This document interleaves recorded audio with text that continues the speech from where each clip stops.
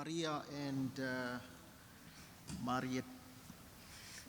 Maria Teresa. Maria Teresa. Maria Teresa. Yeah. I'm caught between lunch, discussion, but I hope to take you through my discussion. Most of my colleagues have already touched upon how algorithms and data impacts on human rights. My focus will be on people of African descent. And I must say that the mandate of the working group for which I'm a member is focusing on people of African descent in the diaspora. And we, as part of our mandate, we undertake various visits to different countries where we study human rights situations of people of African descent. So I thought it proper to focus more on people of African descent, which are usually invisible in many societies, particularly in the diaspora. And I must say thank you to the organizers for inviting me to share some perspectives, more specifically because we are now in the decade for people of African descent. And I am the voice of people of African descent wherever they find themselves. So the way I'm going to proceed with my presentation, I will look at the human rights concerns relating to algorithms and pick up a few examples looking at racial stereotypes, predictive policing, criminal justice, the right to privacy, the right against discrimination, the right to employment. I must say that I'm not going to bother you with legal provisions.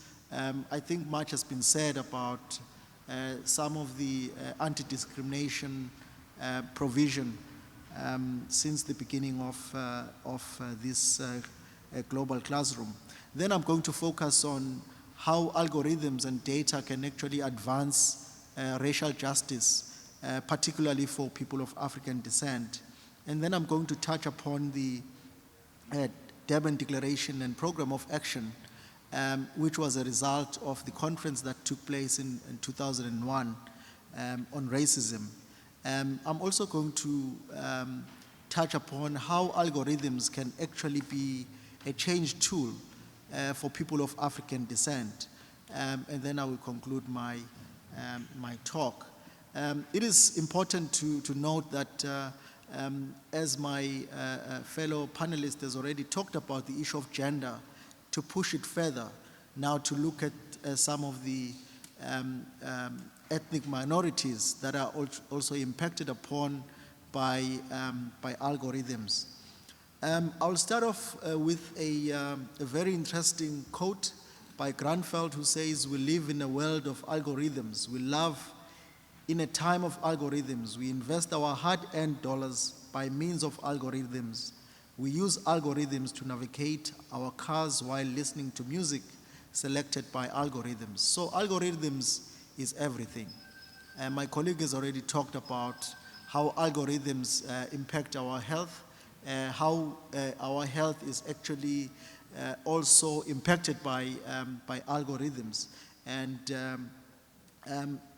it is important to start off with a definition. I'll just give you a simple definition of what an algorithm is. For those of you who might not know, it's a process or a set of rules to be followed in calculations or other problem-solving operations, especially by a computer. So we see, for example, Facebook feeds, news feeds. We see Netflix.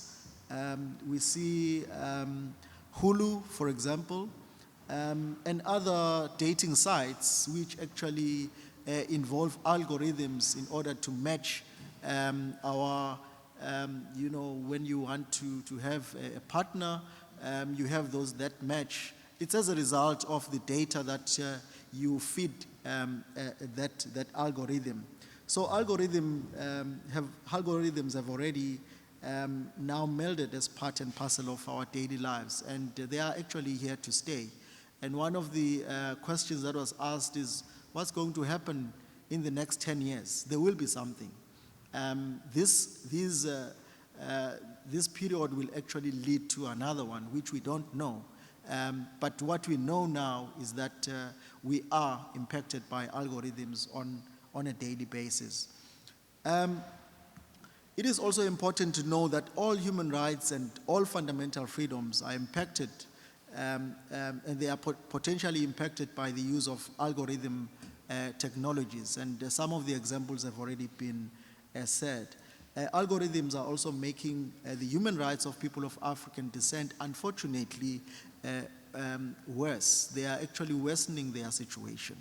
And I'm going to show this in a few minutes. And I must also say that in as much as algorithms negatively affect people of African descent and other ethnic minorities, there are also algorithms and data which can actually be used as change tools to address the human rights of people of African descent at the end of the day. And what we usually say within the UN is that you need to be counted in order to count. If you are not counted, you cannot count.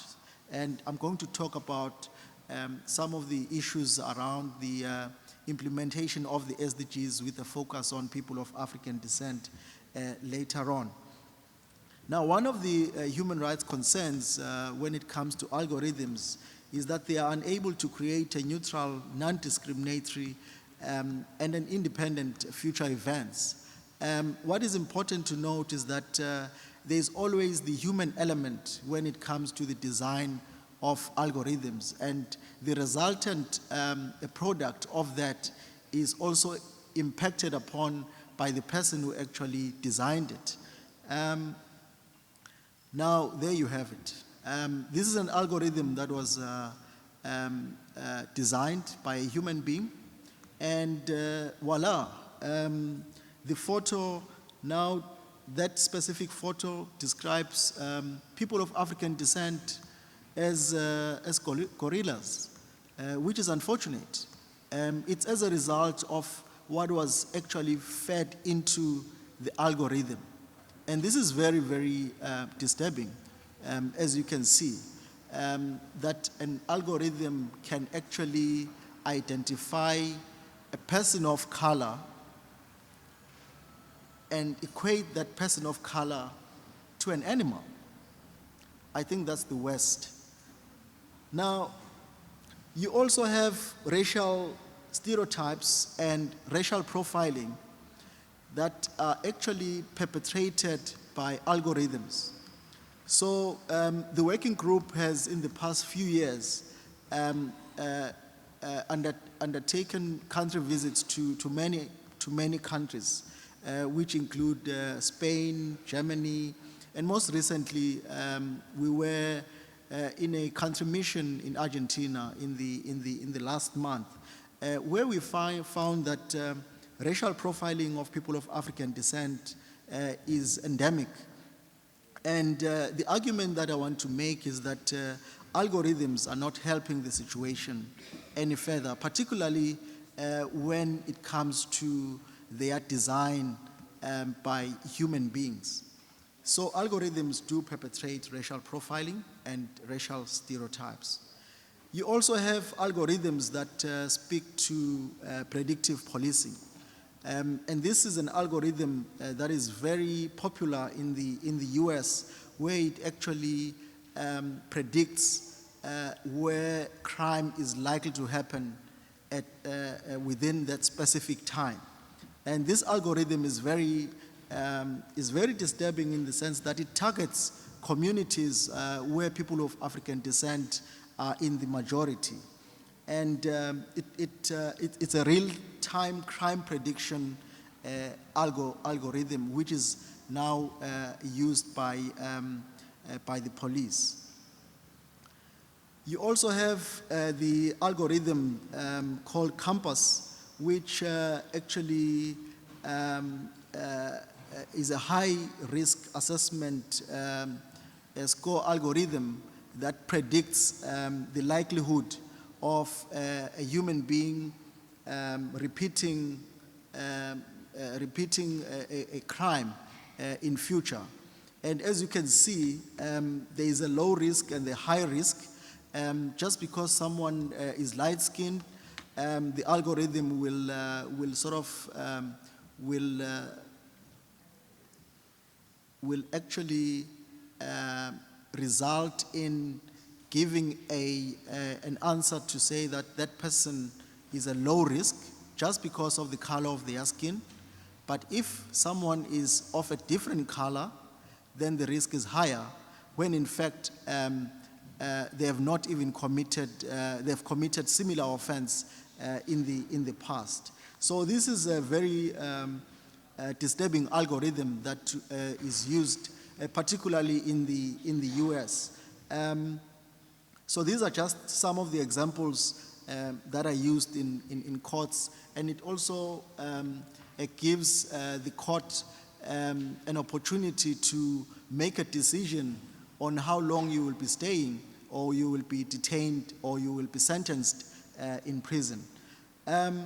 Now, the issue of the right of privacy has already been talked about. I don't want to dwell much into it, but what it suffices to say that the minute you interact with your laptop or your computer, you are actually being followed. The data that you are also injecting into the software or into your computer will be known by someone else.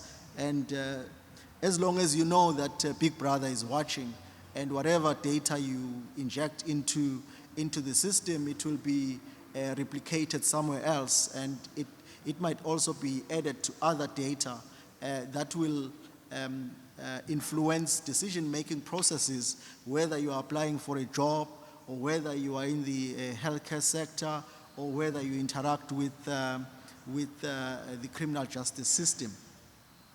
What is also important to note is that some of the algorithms actually exclude ethnic affinities, like Facebook, where African American, this was an advert, and the advertisers had a choice of excluding other, ethnic affinities, so that they cannot access that kind of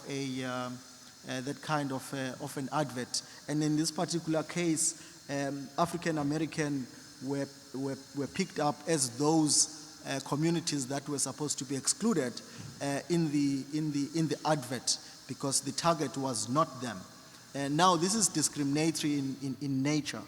And when you look at Facebook, you think everything is well, but behind the scenes, these algorithms are actually fed by people who will influence the outcome of the process.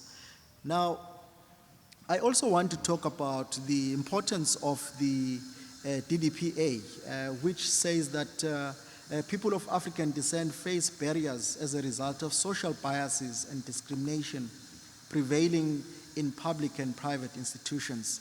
It is important to note that in 2001, there were no such algorithms. But if it was today, the DDPA would also say that as a result of algorithms, people of African descent do face social biases and discrimination that is prevailing in public and private institutions.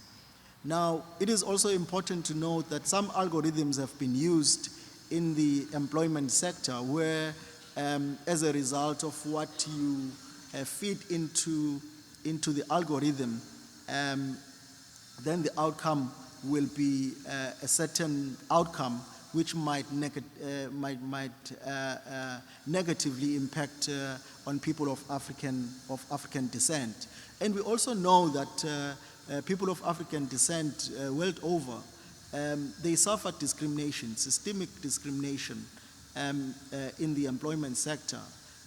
Hence, you find them in low-paying jobs, which is unfortunate. And the algorithms are not making the situation any better for them. Algorithms and racial justice, there is a link there. When it comes to racial equity is a just and fair inclusion into society in which all people, immaterial of their race and ethnicity, can actually participate, prosper, and reach their full potential. So we have to be aware that with the introduction of algorithms today, people of African descent the algorithms will continue to perpetrate these stereotypes that will eventually not make them to achieve racial justice or racial equity. In 2001, the DTPA stated that new technologies can actually assist in the promotion of tolerance and respect for human rights and dignity, and principles of equality and non-discrimination.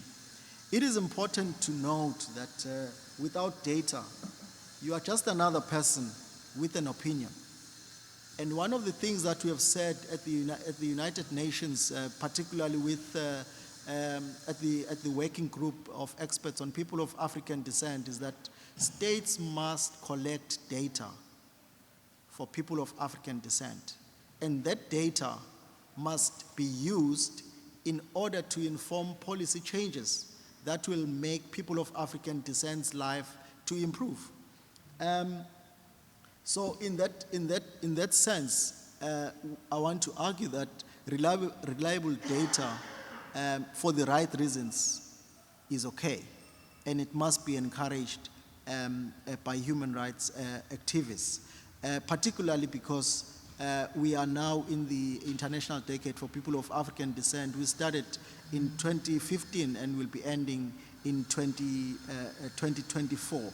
And one of the things that we encourage states to do is to ensure that they collect the data, they compile the data, they analyze the data, they disseminate it and publish it, so that in each and every society it must be known how many people of African descent are there and how can development programs be developed in order to change their lives for the better.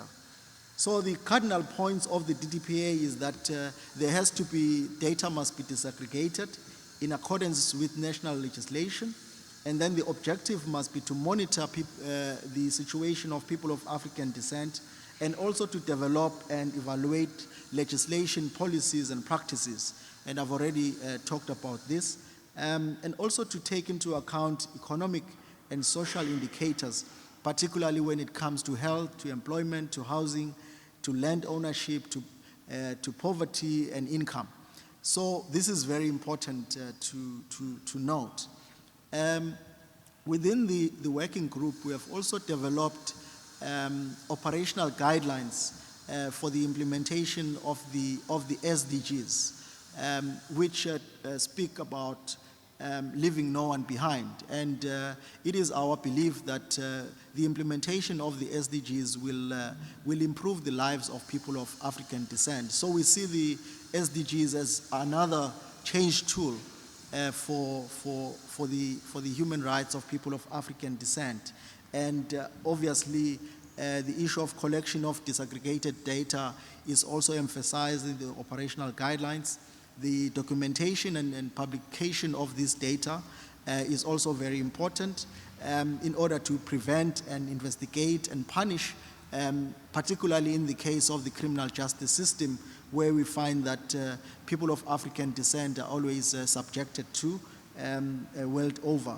But also important is to develop programs that will assist people of African descent. So in conclusion, I want to state that algorithms are now replicating the functions of that were previously undertaken by human beings. And more often than not, they have been found to be biased against people of African descent and obviously other minority groups. And then the last point that I want to also emphasize is that while algorithms can actually negatively impact human rights, the human rights of people of African descent. They can also be used as change tools to advance people of African descent. And I want to end off with a quote by Martin Luther King Jr., who said, "Now is the time to rise from the dark and desolate valley of segregation to the sunlit path of racial justice." And in this case, we need to ensure that algorithms are used as a change tool to advance the human rights of people of African descent. Thank you. Thank you.